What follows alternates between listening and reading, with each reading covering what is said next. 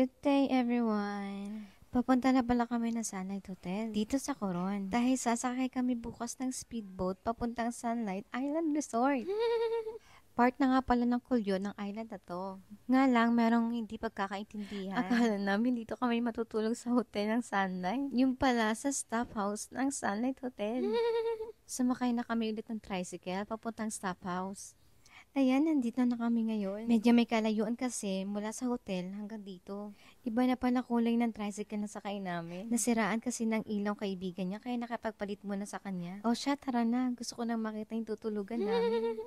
Sobrang pagod na kasi kami ni Daddy sa biyahe. Ay, dahil hanggang ngayon ramdam na ramdam ko pa rin ang hilo. Ayan, nasa second floor pala ang room namin ni Daddy. Mga HR at manager na Sunlight Hotel pala ang mga kasama namin dito. Kanya-kanyang room din sila dito at puro aircon din. Ito na yung room namin. Wow, at syempre may aircon din pala kami ni Daddy. Grabe, halos lahat ng room dito, puro aircon. Nasa kulyo na dapat kami ngayon. Sobrang lakas to kasi ng alon. Kaya pinabukas na lang ang sakay namin ng speedboat. Sana nga maganda na yung panahon bukas. Excited na kasi akong makita yung resort. Ayan, umaga na. Mukhang maganda naman yung panahon. Ito nga pala yung bus na sasakyan namin papuntang Alfaro Resort. Medyo malayo-layo nga daw ang biyahe, sabi ni Kuya Driver. Mga 1 hour nga raw ang biyahe. Sa totoo lang, hindi ako nakatulog ng maayos. Nanibago ako siguro sa kwarto. Tapos 6 a.m. ginising na agad kami ni Kuya Driver. Pero naisip ko matutulog na lang ako siguro sa biyahe. Nga lang, kapag nagising na ako yung tipong kapag gising na, hirap nang makatulog ulit. O siya, tara, samahan niyo man akong bumiyahe. Medyo malayo-layo ito eh.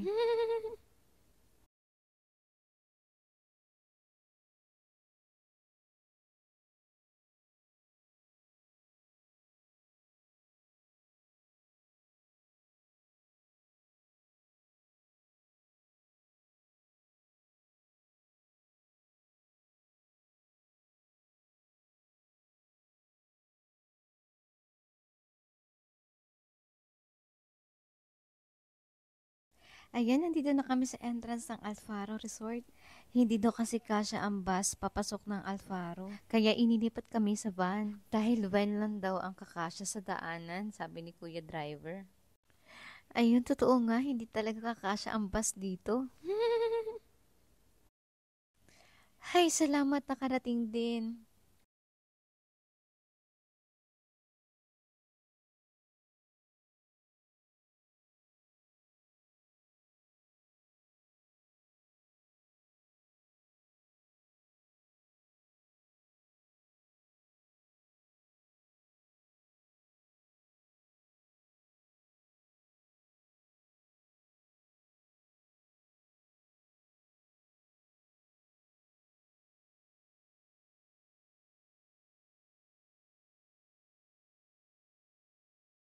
O siya, another biyahe na naman. Medyo malayo-layo na naman daw ito, sabi ni Kuya.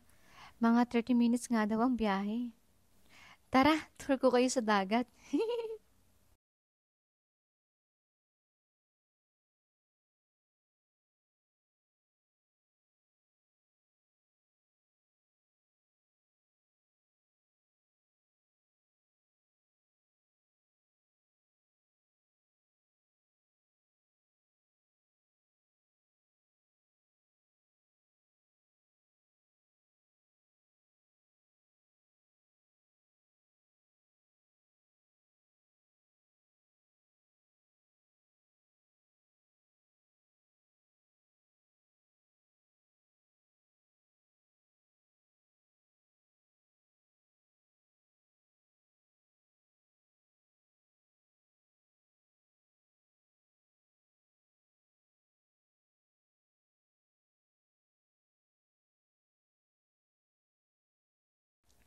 Welcome to Sunlight Ecotourism Island Resort!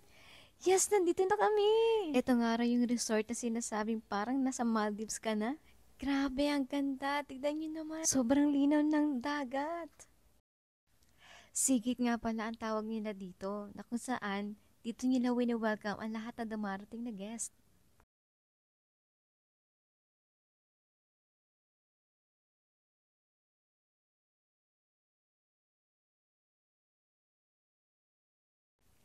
Grabe, sobrang ganda talaga ng view.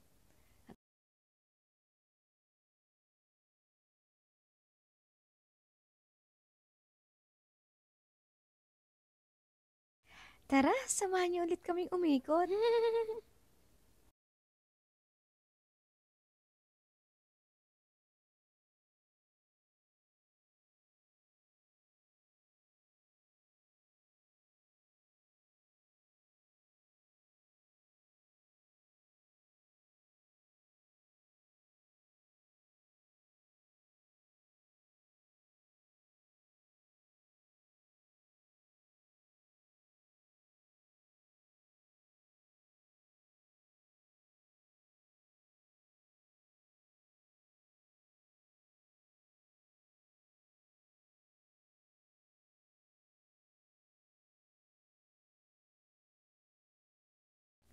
Ito nga pala yung lobby nila. Dito nga pala nag-check-in lahat ng mga guest.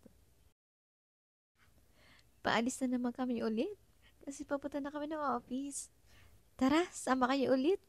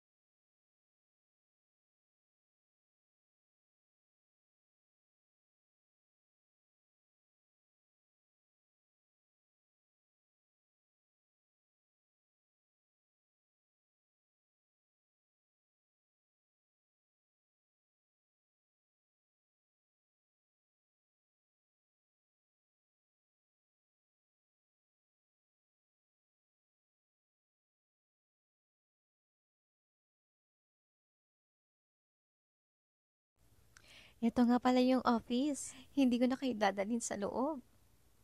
Kasi diretso tayo dito. Dito daw ginaganap lahat ng events nila. Grabe, ang laki. Para akong nasa concert nito. Tara, itour ko kayo ulit.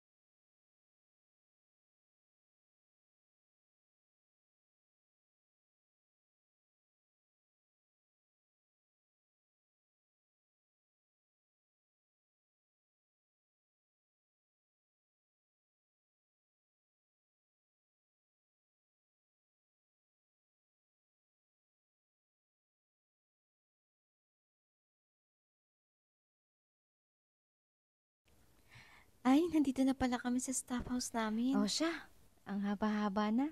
Sa next video, ipapakita ko sa inyo kung bakit kami nandito. Hanggang dito na lang. Bye!